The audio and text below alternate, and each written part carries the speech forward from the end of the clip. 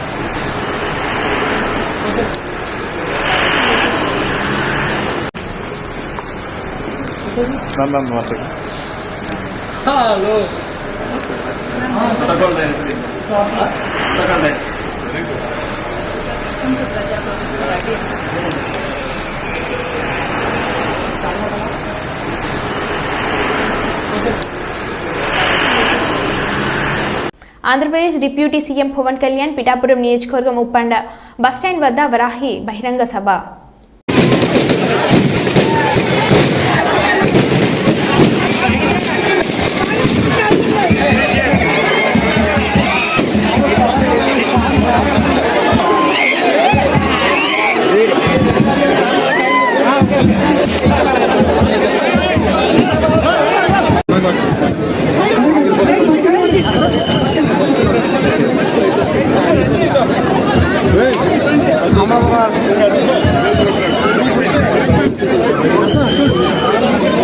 దయచేసి అందరూ కోఆపరేట్ చేయాలండి. ప్రెస్ ఫెయిల్ చేయాలండి. ప్లీజ్ ప్లీజ్ ప్లీజ్ అందరూ కూడా ప్రెస్ దూరంగా ఉండండి.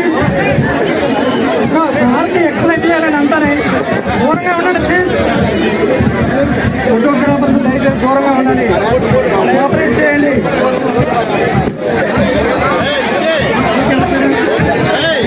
ఎక్స్ప్లెయిన్ చేయాలి. మీరు మన తర్వాత కనపడదు కదా, ఇక్కడ ఎలా ఉంటుందండి, నేను చెప్పాను కదా ఇలాగే ఉంటుంది సార్. అదే అండి ఏమండి, ఫోటోగ్రాఫర్స్ కొంచెం వెనక్కి వెళ్ళాలి ప్లీజ్, కోఆపరేట్ చేయండి. సార్కి ఆ డీటెయిల్స్ ఎక్స్ప్లెయిన్ చేస్తారు.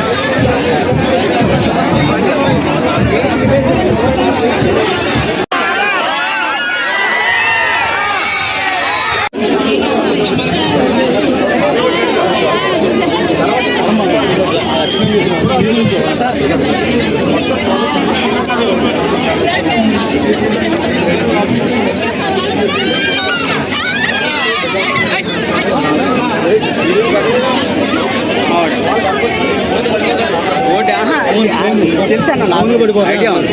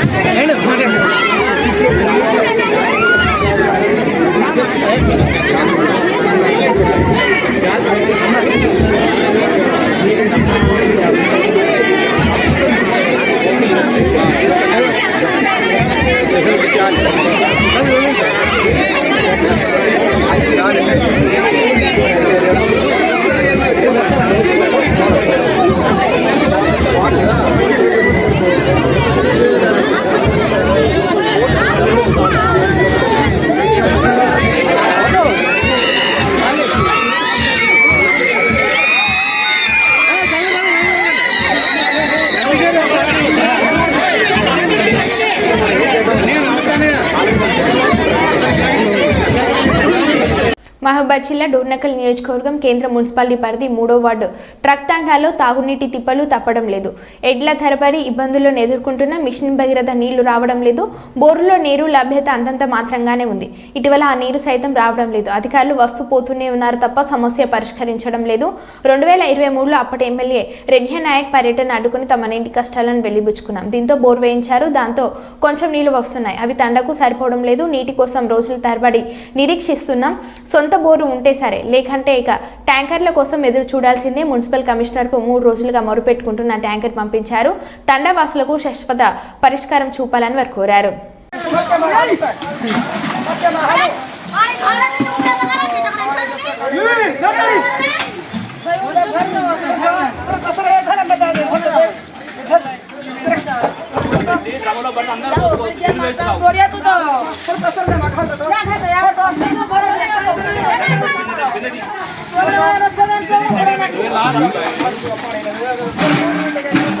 2 బోర్లు చెప్పిండ్రు అన్న, కానీ 2 బోర్లు ఒకటే బోర్ శాంక్షన్ చేసి ఒకటే పెట్టించిండ్రు, కానీ అది మాత్రం దాంట్లో నీళ్లు రావట్లేదు.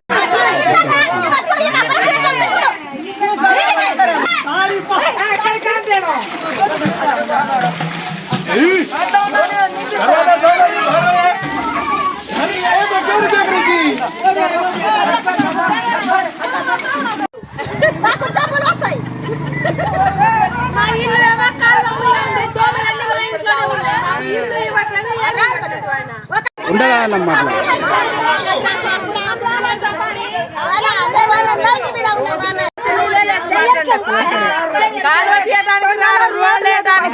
అసలు పట్టించుకునే లేరు, ఎవరు పట్టించుకోరు.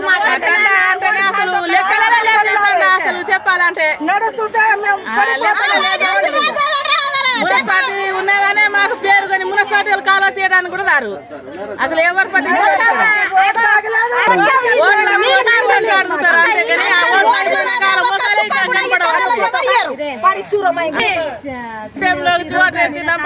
అడుగుతారు, ఓటేసినాక వాళ్ళు కొడతారు. నీళ్ళ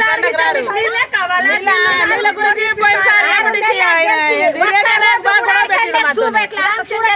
చెప్పిపోయింది ఆయన. ఇప్పుడు ఆయన గెలిచిన కాడ నుంచి మా ఊరు ఎట్లా ఉందో ఆయన ముఖమే తెలియదు. ఆయనది రానే రాలేదు. రామచంద్ర నాయక్ కూడా చూడు, ఒక ఇల్లు రాదు, ఏం రాదు. అవుతుంది నీళ్ళ వాటర్ మాకు 20 సంవత్సరాల నుంచి ఇదే ఇబ్బంది. మీకు తెలుసు, మేము ఇబ్బంది పడుతున్నాం. ఏ నాయకులు వచ్చినా నీళ్ళ కోసం నీళ్ళు అడుగుతారా, ఏం అడగరా మీరు అని అంటారు. కానీ మరి మా బాధ ఇదే. ఎప్పుడు వచ్చినప్పుడు నీళ్ళు చెప్పించింది, నీళ్ళు పోసింది, కడుపు నోసి ఎవరు లేరు. ఓటు వేయించుకొని గెలుచుకున్నారు మంచిగా. ఆ నాయకుడు ఏమో అక్కడ కూర్చున్నాడు, కౌన్సిల్ ఏమో అక్కడ బజార్లో కూర్చున్నాడు. ఇబ్బంది పడుతుంది. ఓటు మంచిగా వేపిస్తాడు. ఏం చేయాలి? ఇంకో బోర్ వేపిస్తా అని అంటారు వాళ్ళు. ఒక్కసారి కాలువ తీయడానికి వస్తుంది, మాకు కాలువ కూడా తీయటం వాళ్ళు గారు. ఏదంటే తాళం వేస్తాం ఇంటి పన్ను కట్టకుంటే. కరెంట్ బిల్లు ఇప్పుడు కరెంట్ ఏం ఫ్రీ చేసింది, కానీ తాళం వేస్తాం ఇంటి పన్ను కట్టకుంటే. అన్ని చెప్తారు, కానీ మా బాధ ఎవరు అర్థం చేస్తారు? ఇంకా మున్సిపాలిటీ అంట మా టెండ ఎక్కడ మళ్ళా అసలు ఈ మున్సిపాలిటీ నాకు లేదు. అసలు ఈ టెండ అట్లా ఉందా? కాలువ తీయడానికి కూడా రారు వాళ్ళు. మరో బులెటిన్లో మళ్ళీ కలుద్దాం. Stay tuned.